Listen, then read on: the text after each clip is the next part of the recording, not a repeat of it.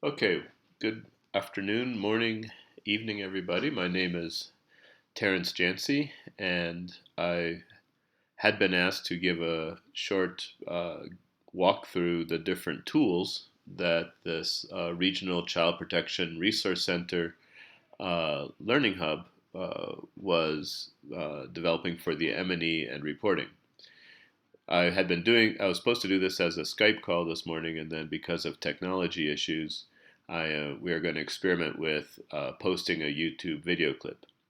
Now, I personally find it really boring looking at a YouTube video clip, but hopefully, if you have questions, you can Skype me individually, as I had said, and ask me about them. My Skype name is Terrence.Jancy, in case you want to add me as a contact. So, um, just let me give you a little bit of background. I'm sure you're very familiar with the project, but I will start with one of the challenges we have in this project. As you know, there are two donors, the European Union and the Austrian Development Corporation, that are funding this resource center for Southeastern Europe. The project covers 8 countries and is relatively ambitious, I would say, in the terms of its mobilization, capacity building, developing infrastructure and technology, and so forth. Uh, I won't bore you by showing you a log frame and going point by point through the log frame, but I want to point out, if you scroll down through here, you will see that there are 42 different indicators that are part of this log frame. In other words, this project has committed to its donors to report on 42 different things. Now, a bunch of these indicators are what I call activity level indicators, which is what I'm scrolling through now, which is things such as did you train somebody? Did you do a conference? Did you publish a thing? Then there are what I call knowledge and skill level indicators. These are also called output level, which are changing the knowledge, skills, capacity, or quality of networks of child protection. There's about 8 of those. And then there's about 9 what I would call impact level indicators, which are long term social change or behavior change types of elements. So, for example, let me see here, child protection infrastructure is strengthened in southeastern Europe. Strong networks play a role, or the professionals have upgraded their knowledge and skills and are applying their knowledge and skills, et cetera, et cetera. So I'm not good, as I said, I'm not going to go through all of these, but just to sort of say that there's 42 indicators divided up into 3 different types of things: impact level, knowledge and skills, and then activities. And the project is supposed to report to the donors on all 42 of these.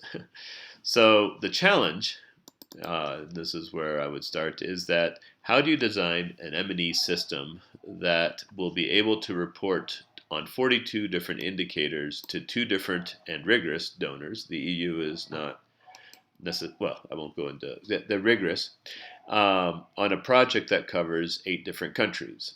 And Sandrine had added this piece, if possible, it should also be useful to the project managers and the network professionals. So now, when I say be able to report on, I said these indicators are divided up into activities, outputs, outcomes, and goals. Or I had said activities, things you do. Outputs are the knowledge and the skills that hopefully are being gained by people, and then the outcomes are behavior change or social change. So when we talk about reporting, there's 3 I mean, I don't. I'm talking this in general terms. Terrazone may have its particularities in terms of what it needs for this particular donor, but just to sort of think, one of the things I've seen when people try to do reporting is they often don't know what they're supposed to report about at different times. And so either they'll write about everything, sun, moon, and stars, because they're not sure what they need, or they will not write enough. So just a quick breakdown here. There are, if you think about the activities and outputs and outcomes, there are three types of. So a monthly report is usually focused on the activities. What was done, or another way of saying this is they're reporting on the activity level indicators. Semi-annual reports are supposed to report on summarizing the activities, what happened in the last 6 months, but also on the outputs. So what are the outputs are the knowledge and skills and attitudes, or awareness, however you want to. There's a number of different things, but it's around that level. It's not necessarily action, but it's knowledge and skill. So you report on activities and you report on outputs, or the output indicators.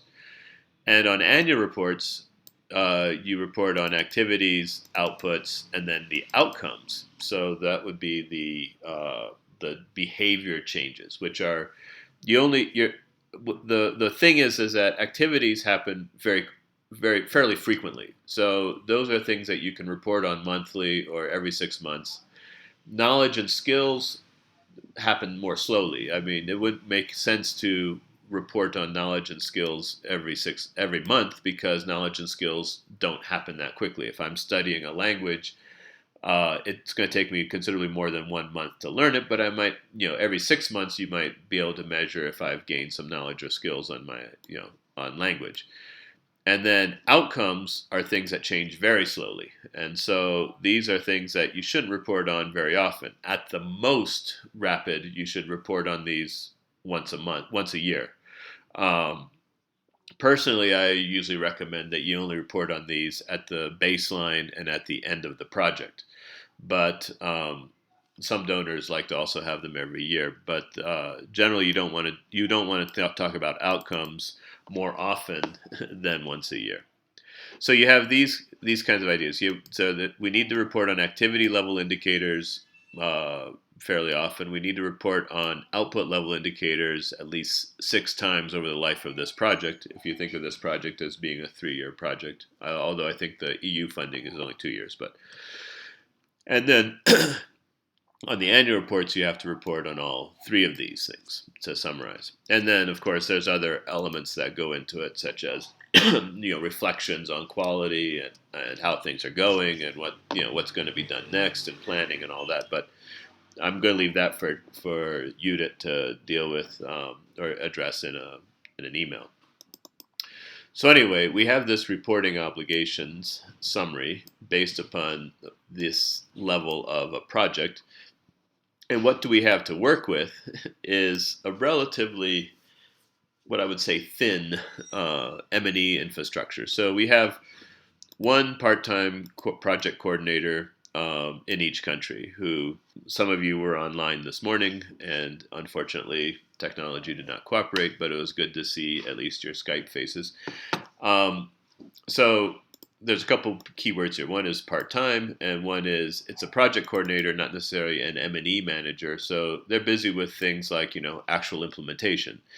Then there's also one regional knowledge manager, and there's one loose collection of child protection professionals in each country, some sort of network, let's say. Maybe collection isn't the right word. Maybe we should say loose network of child protection professionals in each country. And there's no budget. Well, very little budget. I mean, you can't really hire a consultant to come in every year or every 6 months and gather data for you. There's not that level of budget.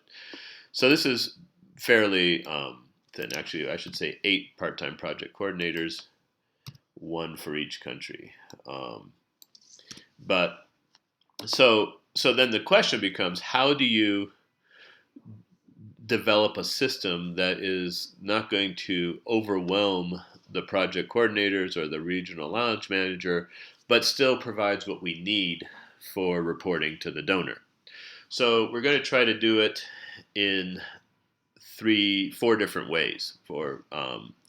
And I'm going to change this here to based on what Yuta said this morning. So this is what we're going to try to attempt, and this is what I was going to walk you through in terms of tools. Okay, so I said if we can get the child protection professionals, this loose network in each country, to sit down in a room together, we can make use of their knowledge and experience to gather the information we need for the annual reporting, the outcome and output level.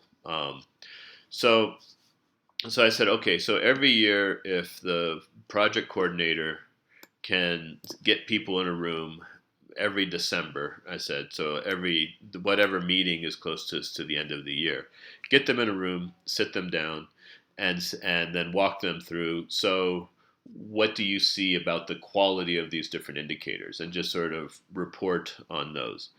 I'll walk you through the tools in a little bit, but I just wanted to sort of talk about the ideas. So this is supposed to measure the outcomes and outputs through one annual encounter, hopefully about 2 hours or so. So 2 hours once a year shouldn't be too overwhelming. Then there'll be two types of databases. That's a fancy word for an Excel spreadsheet that has things that you track. This is mostly activities with a couple things like outputs. Outputs in this case being like, was a material produced? Yes or no.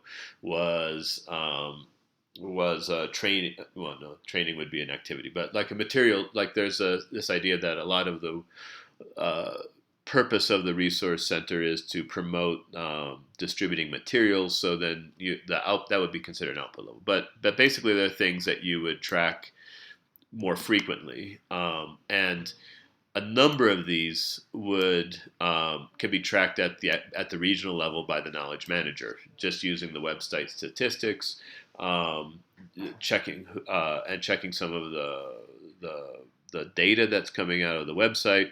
They can report on a lot of the indicators just from that area. So you, as a country person, wouldn't need to worry about those particular indicators. However, there are some activity and outputs that are country specific. And so we'll call those the country database. Again, another Excel spreadsheet that's basically trying to track activity level information at the country level that then can be compiled by the regional people to present as a single report. So these are the three main things that tools, I guess you could say, that we would use to try to respond to these questions.